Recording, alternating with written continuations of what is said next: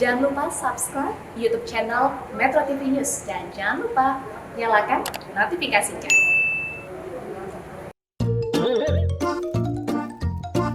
Biasanya iseng-iseng sih aku lihat film gitu. Bacaan, kemudian melalui ke teman-teman. Aku nonton film-film yang berbau 18+. Tahu dari teman-teman gitu sih. Pernah nonton film dewasa yang ada adegan kayak gitunya. Dulu orang tua saya tidak pernah memberikan pendidikan seks secara langsung. Secara formal gitu, aku belum pernah. Pernah. Belum pernah kalau secara formal ya. Belum pernah istilah diajarkan untuk pendidikan seksual. Ilmu yang mengajarkan kita tentang kesehatan reproduksi. Perilaku seksual antara suami istri. Aktivitas atau kegiatan seksual antara perempuan dan laki-laki sih.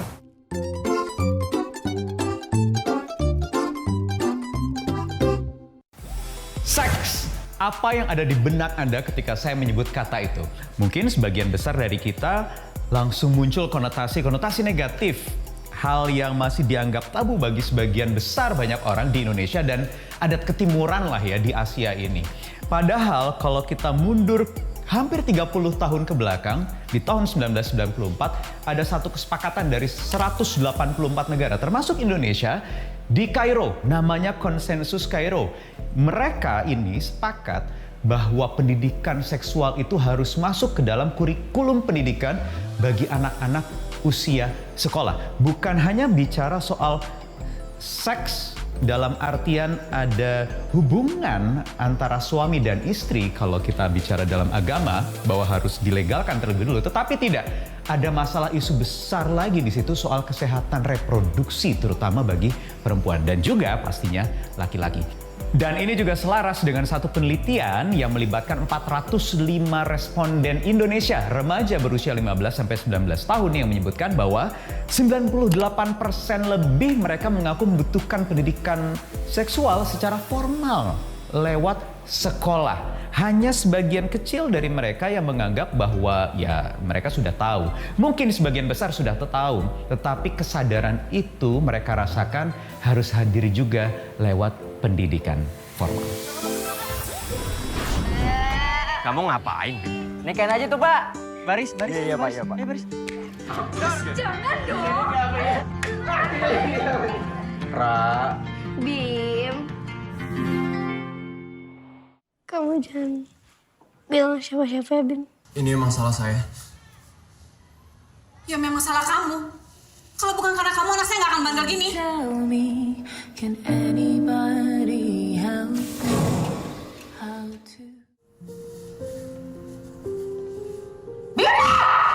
Gak bisa mereka begitu aja seenak-enaknya. Jadi, kehamilan di usia Dara ini resikonya sangat tinggi. Tubuhnya Dara itu belum siap. I love you, Naura. Kalau ketahuan hamil, kamu pasti dikeluarin dari sekolah. Kamu bakal dilihat jadi bukan perempuan baik-baik. Ada di jalan buntu. Itulah posisiku sekarang. Anak itu gak mau tanggung jawab. Dia sengaja kabur. Gimana mau sekolah kalau kamu hamil? Kayaknya situasinya lagi berat banget ya. Siapa yang di sini? Siapa? Jangan-jangan lo hamil ya? Menurut kamu, apa bayi ini berhak hidup? Mau digugurin? Apapun penyebabnya, lo gak masuk akal mau bunuh diri.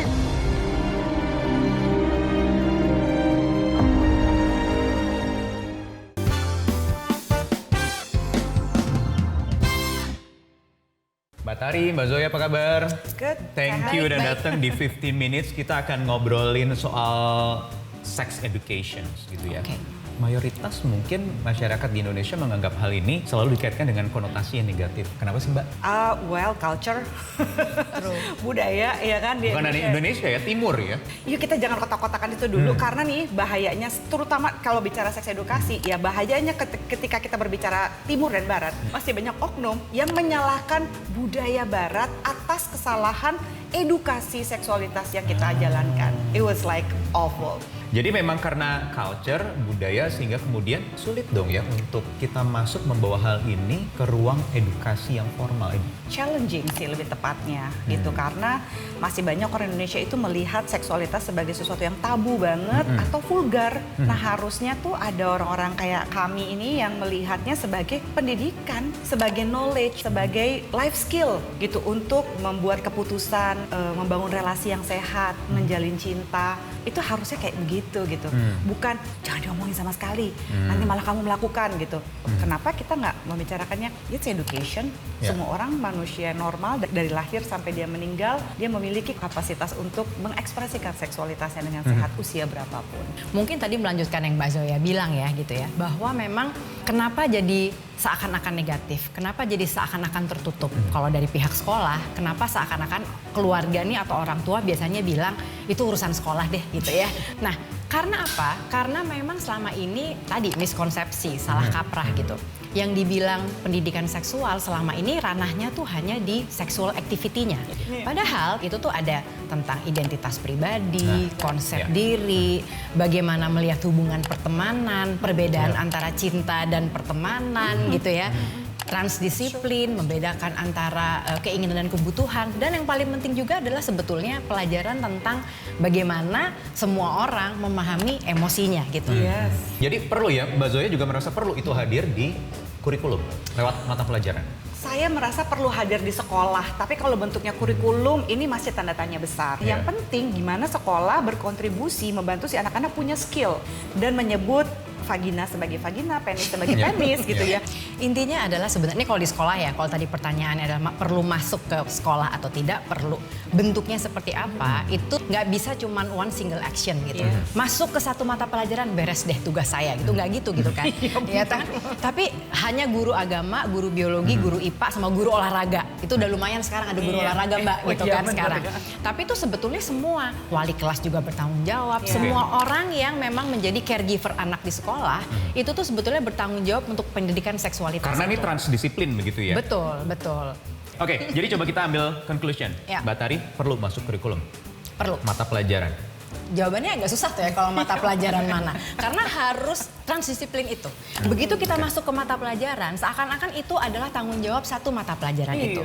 Kalau di kurikulum sekarang, kurikulum Merdeka adalah bahwa memang kalau bisa dimasukkan ke dalam ranah project. Project based approach tuh penting banget untuk bisa memasukkan topik-topik yang transdisiplin. Karena kalau misalnya kita masuk ke dalam kurikulum, salah satu problemnya lagi adalah nilai nih.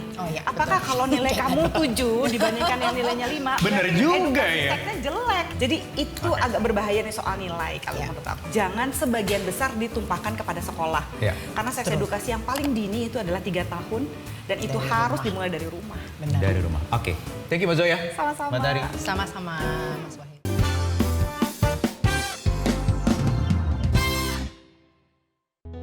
Berbicara soal sex education atau pendidikan seksual, banyak mitos yang beredar di masyarakat. Seperti mitos yang satu ini, di mana perempuan dianggap perawan, dinilai dari ada dan tidaknya darah saat berhubungan intim pertama kali. Faktanya, tidak keluarnya darah saat berhubungan intim pertama kali belum tentu menunjukkan orang tersebut tidak perawan. Karena selaput darah adalah bagian kulit pada vagina yang dapat meregang dan cukup elastis, serta bisa robek karena banyak hal atau banyak faktor. Mitos selanjutnya, pendidikan seks mendorong para pelajar menjadi aktif secara seksual.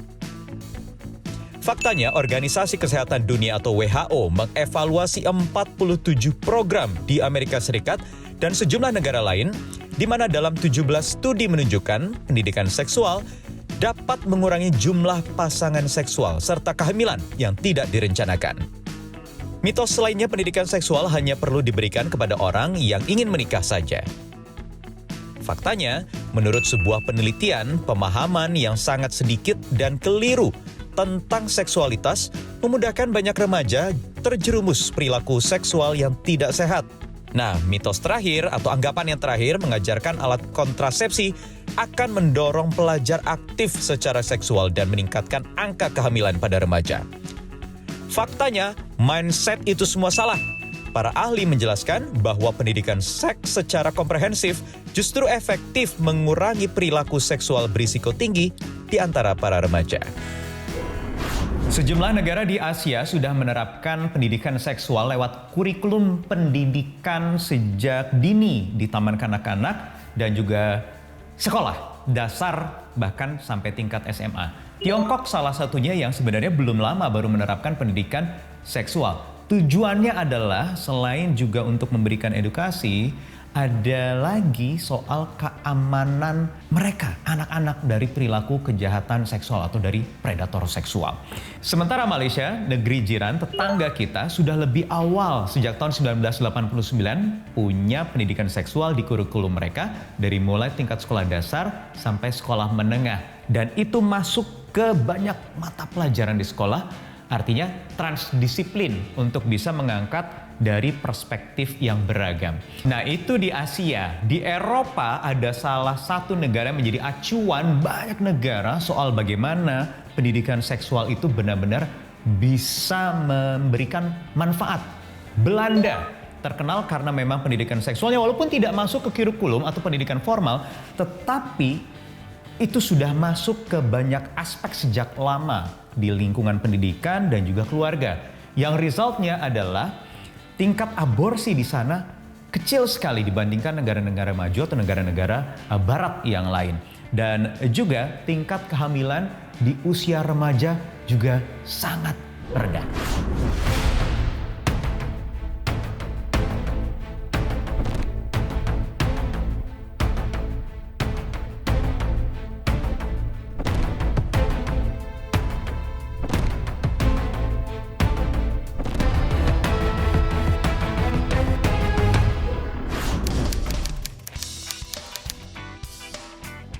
Yang namanya pendidikan yang tujuannya untuk menyelamatkan kehidupan anak, ya, termasuk pendidikan seksual, itu sebetulnya diperlukan. Cuman namanya bukan pendidikan seksual, tetapi bagaimana mendidik anak supaya aman dari perilaku-perilaku yang tidak baik, misalnya kejahatan seksual, kekerasan seksual.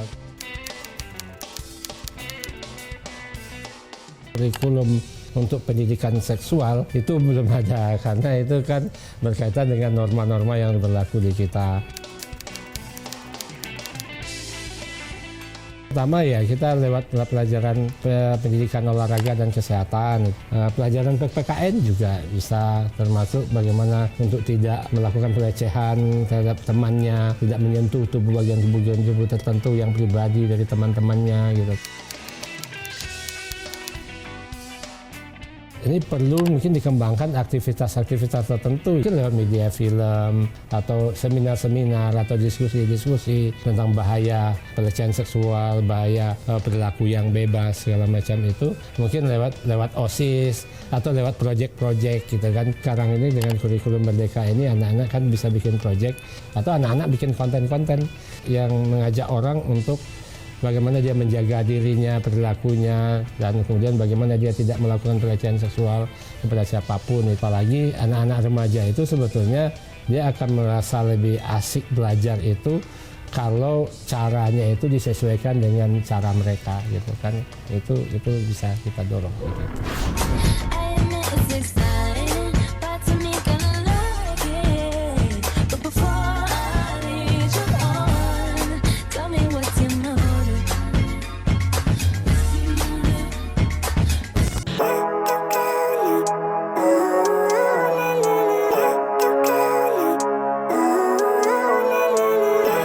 Life every day, late at night, not okay. All I want, and I pray, all I need are some better days. Fuck me, I'm looking in the mirror, so foggy, but I've never seen clearer. I don't really think anyone can save me, and honestly, I'm not really sure I want saving. I like to be my own worst enemy. Boleh nggak dipegang sama orang lain? Nggak boleh ya. Kalau ada yang pegang, Barak harus ngapain? Minta tolong. Setelah itu? Habis itu bilang Pak Polisi. Lapor dengan Pak Polisi dan lari dengan kasih tahu mama sama papa. Betul banget. Pendidikan seksual sebenarnya bukan berbicara soal aktivitas seksualnya saja, tetapi lebih dari itu ada mencegah aktivitas seks bebas, kemudian mencegah kehamilan di usia dini, dan juga pelecehan seksual. Dan juga mencegah juga mungkin agar para remaja kita itu tidak mengakses konten-konten pornografi untuk mendapatkan informasi-informasi tadi. Karena sebuah data membuktikan bahwa masih ada sekitar 17% remaja di Indonesia yang mengakses konten-konten pornografi untuk mencari tahu informasi tentang pendidikan seksual versi mereka. Saya Wahyu Wibowo, kita berjumpa lagi di 15 Minutes pekan depan. Bye-bye. Metro TV.